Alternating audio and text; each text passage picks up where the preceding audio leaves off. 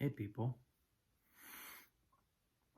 I'm uh I'm in the underwater room again, and I feel like I'm a little bit underwater because I got my second COVID shot today, this morning, and I'm ready for bed. Put it that way.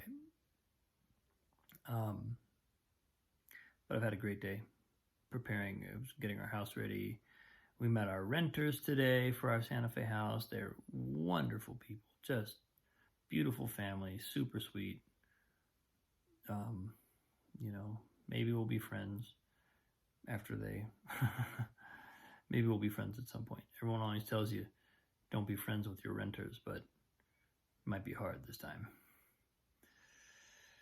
But I wanted to clock something because I had a conversation. I went out to lunch with my mom today, and we were talking about just I think we were talking about kind of her life and the work she's done and her career as a person in philanthropy and working with foundations, and we were talking about the kinds of things that feel meaningful to us, and how do we stay with that, how do we stay connected to those things that really feel meaningful. And what sort of came through, and I mean, as I think this thought, it sounds kind of obvious, but maybe I'll be able to unpack it in the way that it was kind of striking me, that made it feel profound.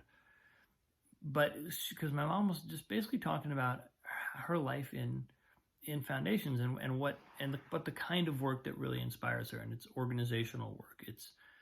It's creating a vision and a plan for an institution that's one level up from the other kind of boots on the ground nonprofits that are doing amazing work.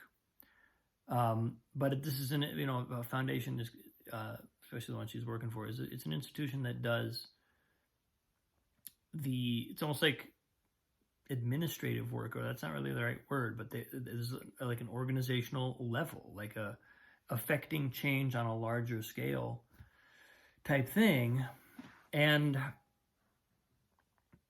she was talking about how that inspires her, and that's always called to her. And it just, something about our conversation and the way she was articulating her own passion for this, and her own sort of just why she feels like she's really well suited for it and well used in it. Somewhere in there, it connected me with a sense of just life being about service. And there's this, and what came up for me was a kind of a feeling of, oh yeah, that really does mean a lot to me. Being of service really does mean a lot to me. And I think there's a kind of, I don't know, there's a tension maybe between the kind of artistic work that I often do and that I like to do, that I have done, and work that is more of service. It's more, it's not so much about what I'm creating, it's more about whom am I serving. And I think in a way that what it kind of is helping me frame is this sense of, I know I put this in one of my posts a while back about kind of just letting go of my need to be doing creative work, which was basically a position that I was taking that I kind of needed to define creative work a certain way, or else I wasn't really doing it. I wasn't really making it. I wasn't a real artist. I wasn't a real musician, whatever. And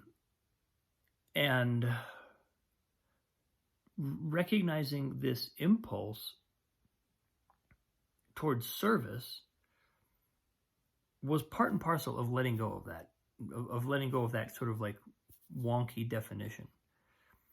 And I think it's been really interesting to watch what's happened since, because what I notice is that it's not that I toggle in terms of priorities, but I toggle in terms of where it feels like my energy wants to go. So I'll lean into service for a while. I'll lean into serving a larger community, serving other people, serving another things and people outside myself.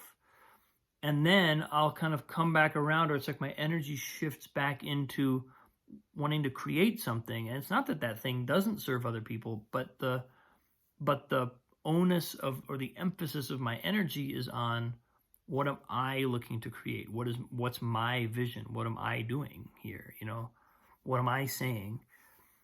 And then that'll kind of go its course, and then I come back the other way. And for me, it's one of the most kind of obvious ways that manifests is in teaching.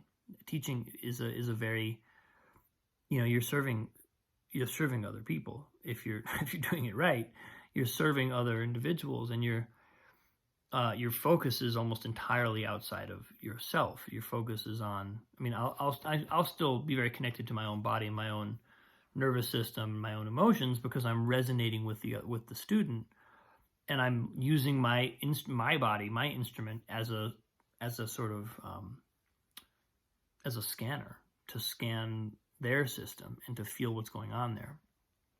But the work is not about what do I want to create so much.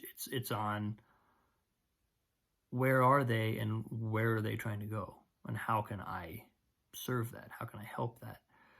And I think, again, this is a dynamic that on some level has been sort of obvious to me intellectually, but I think it's maybe just coming around in terms of maybe it's going another revolution in terms of the depth with which I'm experiencing it, the depth with which I'm recognizing it, because realizing that I really care about serving other people is energizing.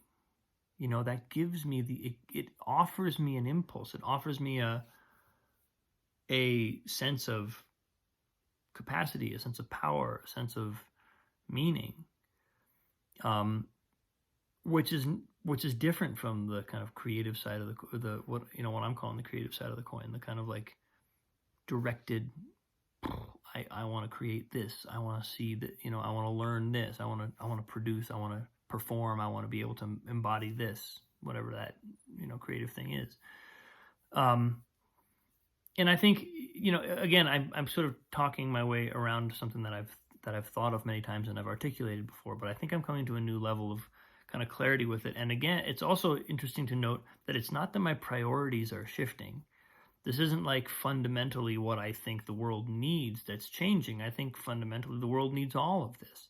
But what's happening is I'm becoming more aware that, my energy goes over here, and then it comes back over here, and then it comes back over here. It's kind of like the in-breath and the out-breath. And I talk about this in piano all the time, and in my teaching all the time, and in spiritual practice all the time. There's an in-breath and an out-breath to everything. We take in, and then we give out. We take in, and then we give out. And that happens energetically as well as physically and on all other levels. So I think that's kind of what's coming through for me today, and it feels interesting and illuminating to notice. Oh yeah, I can allow myself to resonate with this idea of service. And my mom just sort of articulated it really beautifully, and the way she spoke about her own experience allowed me to, I think, kind of absorb that for a moment, or connect with it for a moment in a way that was clarifying for me. So I was very grateful for that. Yeah, I think that's kind of where I am today. That, and I need a lot of sleep and a lot of water. But thanks for watching. I appreciate you all.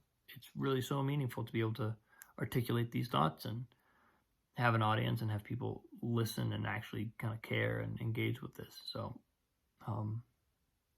much love to you. I appreciate you. I'll see you soon.